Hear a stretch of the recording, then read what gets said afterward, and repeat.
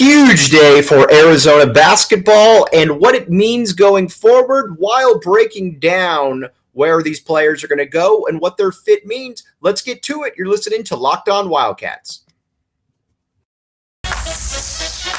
You are Locked On Wildcats, your daily podcast on the Arizona Wildcats, part of the Locked On Podcast Network, your team every day.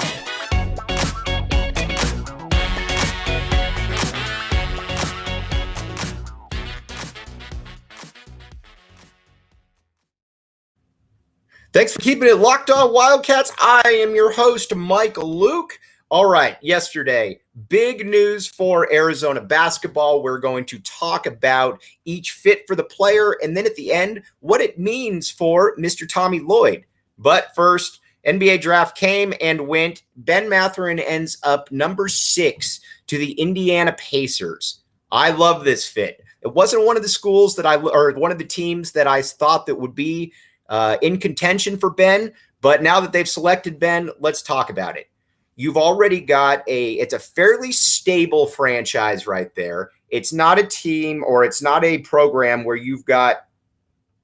it's a fairly stable franchise. It's not a program where you've got 10 different owners coming in, where you've got 5 different coaches, where you have no talent. It's not the Sacramento Kings. It's a team that has some young pieces, and let's talk about those and how they'll affect Benn Mathurin. You've got Tyrese Halliburton at the point. I'm a big Tyrese Halliburton fan, mainly because he's a point guard that knows how to play basketball. He's an older guy for being a young player, if that makes any sense, and he's about 6'2". I got a very good understanding for the game of basketball.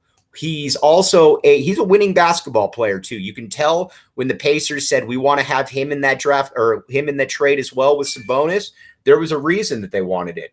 But you factor him in, he's probably going to be your long-term point guard for about 7 or 8 years. And that's always something nice because you know how as a wing you're going to be able to fit in there. Then you've got Chris Duarte at the 2. I love Chris Duarte. Oregon kid. Vastly outperformed expectations last year. He's about 6'6", very athletic. He's not super dynamic with the ball, but he's more than good enough. He probably projects as about a 15 or 16 point per game scorer throughout his career. Big Duarte fan. I like him. Benn Mathurin, to me, is the ideal fit in there at the 3. And again, you could say, well, Benn's a little bit undersized for the 3. Fair enough. But you know what? We're in a different era of basketball right now. Mathurin is incredibly well put together. So it's not like he's going to be abused. It's not like he's going to be pushed around or anything like that. He's going to be able to hold his own. But he's also a much better offensive player than I think a lot of people understood until they got to the draft. Once I think a lot of teams got to the draft, they understood that, whoa, this guy's a little bit better than maybe we thought. And it starts with his ball handling. Everybody knows that Benn Mathurin can shoot the basketball. You can look at his percentages from his freshman year. You can look at his percentages from his sophomore year and figure that one out. And he's a very good set shooter. The one concern that I think everybody had was what kind of player would he be coming back? Would he be able to have more offensive skills? And he answered that one in resounding fashion. He came back and not only was he able to create off the dribble, but he was able to create off the dribble at a level where he could get to all 3 spots on the court. He could pull up from long range. We already knew he could do that, but he could also, with his hesitation dribble, he could pull up. He could do a lot of different things. He is a player that I think right now you think to yourself that his upside is, and I was going back and forth with a buddy of mine on some message board posts, and I think his upside is probably Jason Richardson plus. Ben is a more natural basketball player, I think, than Jason Richardson. Ben's got certainly more wiggle, more hesitation with the ball. But the one thing that you do worry about with a guy like a Benn Mathurin is just how much better can he get? How motivated will he stay? Richardson became a 17 or 18 point per game guy. He also, I think, had a little, or at least demonstrated a little bit more grit at the high school or at the college level. We'll see if that maintains with Mathurin. But that's kind of what you're looking at right now. Now, if Mathurin really hits, you're looking at a player that's probably going to be a 25, 24 point per game guy. He's got that type of ability. Again, that is the apex of his potential, though. But he's also a fairly easy guy to peg as a not big, he's a fairly easy guy to peg as being, let's be honest here, a 14, 15 point per game guy, bare minimum. He's got that kind of ability right there, and he should be that. Now, you wonder on the defensive side, what kind of player will he become there? Because at Arizona, got to call a spade here. He wasn't a great defender, and there's really no reason that he shouldn't be a great defender because he's physically gifted. He can move well laterally. He's engaged. When he's engaged, he's a monster out there. There's nothing that he can't do. It's all a matter of want to for him. So we'll see exactly where that takes him. But again, Indiana Pacers, great spot for Benn. Love the fit. I also think that avoiding a place like the Sacramento Kings is ideal for him. I was worried that he was going to show up in Sacramento and that he would get lost in the shuffle, as so many different players do there. It feels like the Kings have a top 5 pick every year, and every year they blow it or they do something that they probably shouldn't have done. This is a little bit different right now. So going to the Pacers, big news for Benn Mathurin, very good news for the U of A. And we're going to talk about what that means to Arizona, but also got to give Tommy Lloyd a lot of credit. And we're going to talk about Tommy Lloyd as well and the credit that he deserves for all of these players. But Mathurin is a guy that really improved a ton. And I think Tommy Lloyd came in and said, you know what? You've got ball handling ability. Let's try to get that to the next level. And Mathurin came back and he showed that. Now, how far can he take that? That's what we're going to find out. But right now, you like the fit. I would imagine he's going to be a 9 or a 10 point per game guy, something like that. And there's absolutely nothing wrong with that at all. Big kudos to Benn for going out there. All right. Let's talk about my favorite player in the entire class and on the Arizona roster coming up on the other side. Thanks for keeping it locked on Wildcats. I am your host, Mike Luke. All right, we're talking a ton of Arizona basketball right now, obviously. And let's be honest, it was a big day for Arizona. We just talked about Benn Mathurin in the fit. Now, let's talk about Dalen Terry. Now, people need to remember when I say that Dalen Terry, he's my favorite player, and I think he's got the most upside, it's because I think he does have the most upside. And the Bulls are a fascinating fit because it's certainly not a great franchise by any means, but it's good enough. If you go there, you've already got Lonzo Ball in the fold, which I think is going to limit Terry's minutes, but I'm okay with that because Terry's not going to play a ton of minutes to begin with anyways. So you got Zach LaVine there, obviously. You got Kobe White. Not very good team, but I like Billy Donovan as a coach. I think he's a pretty good guy. I think he knows what he's doing. So let's talk about Dalen Terry. I first saw Dalen Terry when he was a freshman in high school at Corona del Sol. And great. He was about 6'4" at the time. You could tell great basketball body. And he was an easy guy to project as a college player. But I think so many different people wondered what exactly was his upside. Would he be able to become a scorer, or was he going to be more of a stationary set shot guy who also plays D? Now, there was no reason that he shouldn't have been able to be more than a stationary set guy who just plays D, because he is a fantastic passer. That's the thing that really stuck out to me that I think a lot of people need to keep an eye on, is he's a next level passing type player. He can get into the lane. He can dish off for his teammates. He can dish out for the three. There's a lot of different things to like about Dalen Terry when it comes to his passing. And he's got the ball handling to an extent to be able to get where he needs to be able to get. And what I mean by that is he can get by his guy. And when he gets by his guy, another player converges. He can either dump it down, he can pitch it out to the wing. There's a lot of different avenues that he can take. And in the full court, he is a terror. He's got the full court bounce pass. He's got a lot of different avenues that he can hit you with as well there. Now, the thing that you got to wonder about is his shooting. he's a better shooter than people think. I think people have this idea that he can barely, get the ball in the rim. I mean, heck, I think I saw the stat where in the last 16 games, he shot 40-something% from three. People are a little bit thrown off by the form. I get that. I think that's a fair concern because it's kind of weird. It's kind of hitchy and it's a little bit low, but I imagine that teams will maybe work on that a little bit. But even if they don't, he's going to be a fine guy that can just shoot in the corner or from the perimeter. But in order to take that next step, he's going to be able to have to get a little bit more with the dribble to, pull up, be able to launch shots like that. I do think that defensively, he's going to be a monster. If Dalen Terry is playing 35 minutes a game in the NBA, he's probably going to be accumulating some all defense honors because he's got that kind of potential.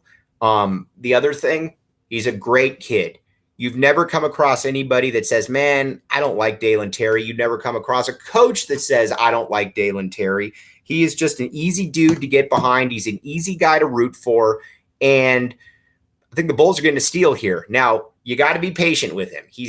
I'm his biggest fan, but he's not ready to come in and play 35 minutes a game. The shot isn't there. I'm not sure that the physical maturity is quite there, but it will get there, and it's going to get there sooner than later. So the Bulls just need to be patient with him.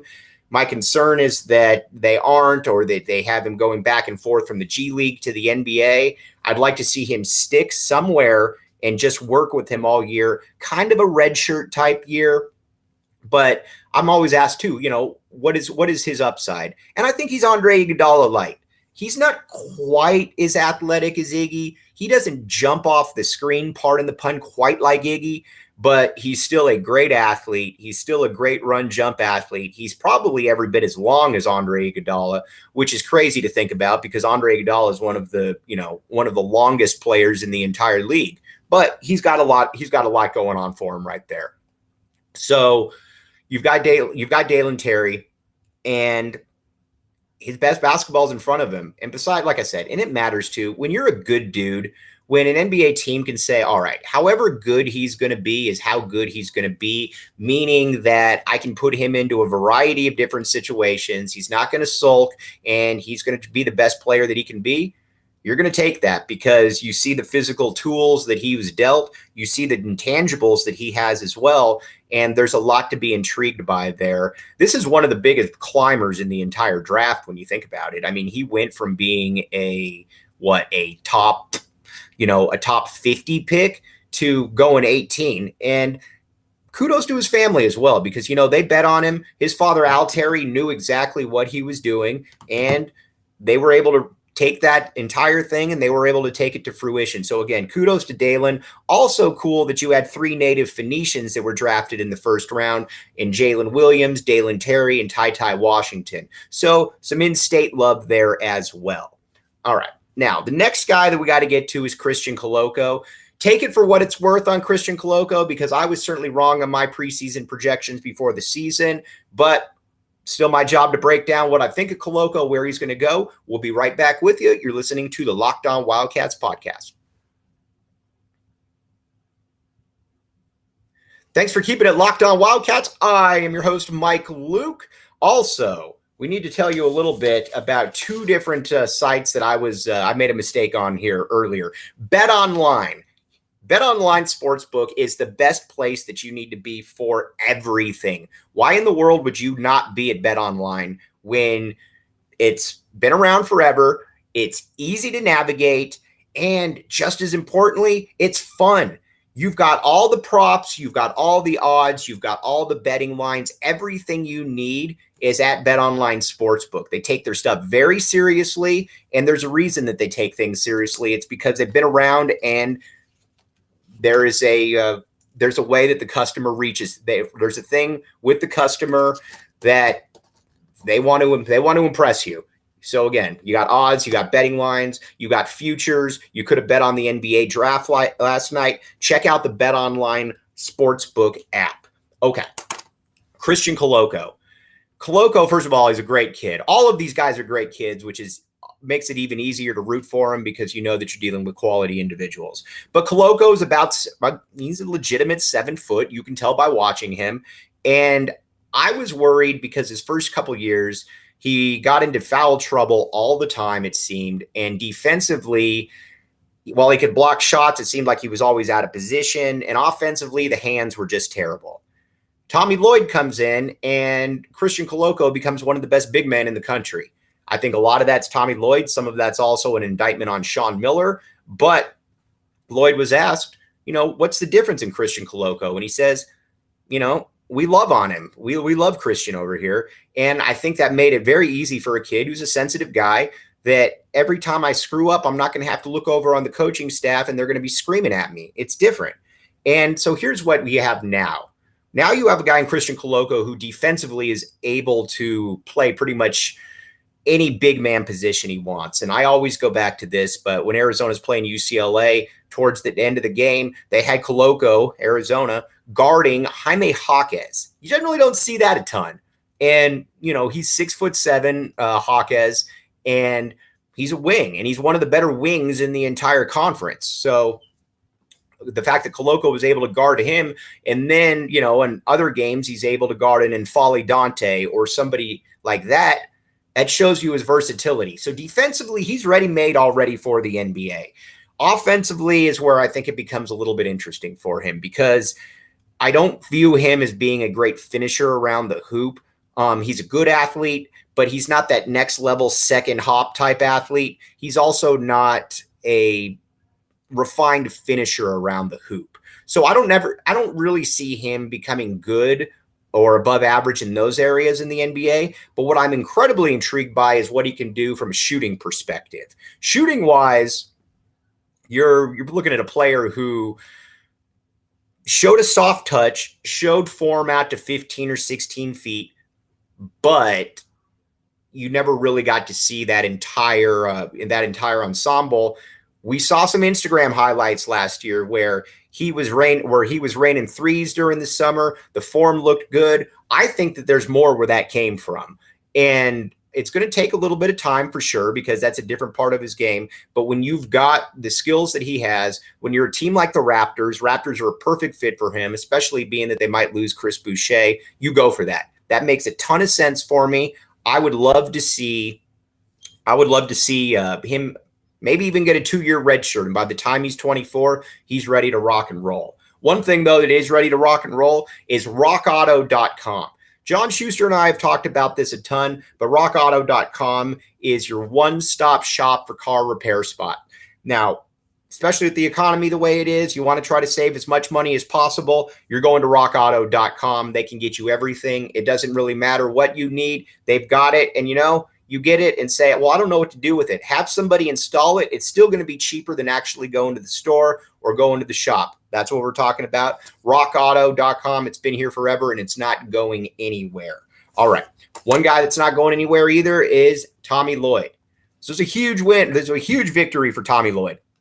He was given a roster last year that, hadn't done much in the NCAA, hadn't won a tournament game in 5 years. And granted, you got to give Sean Miller some kudos because he gave Tommy Lloyd a pretty talented roster. Obviously, these 3 players were all Sean Miller players. But Lloyd was the one that really brought the most out of all of them. Ben Mathurin isn't playing with that kind of offensive confidence under Sean Miller. Neither is Dalen Terry. Dalen Terry's going to be staying in the corner, or Christian Koloko. Lloyd just knew all the right buttons to push. And when you watch Lloyd interact with players, when you watch Lloyd interact with people, you can just tell that he gets that part of the job. He's a pleasure to watch. Very happy that Arizona has him at this point. But it's also big for him. You got 2 first-round picks, and you got a very high second-round pick in your first year on the job. Not that you needed a ton more recruiting ammo, because you've already done a pretty good job there. But it's also easy to see you walking into a living room and saying, I put 3 guys into the league in my first year. Kids want to hear that. Most kids don't dream of playing college basketball. They dream of playing professional basketball. And that's where I think it's a little bit different. So, again, huge day yesterday for Arizona Wildcats. Tip of the cap to Ben Mathurin, Dalen Terry, and Christian Koloko. And another tip of the cap, obviously, to Tommy Lloyd. This was big time for Arizona. This was big time for Arizona basketball right here. All right. You all have a great weekend. We'll be back with you next week. We're going to be talking more recruiting. We're going to talk more Arizona basketball, a look to the future. Thanks so much. You've been listening to the Locked On Wildcats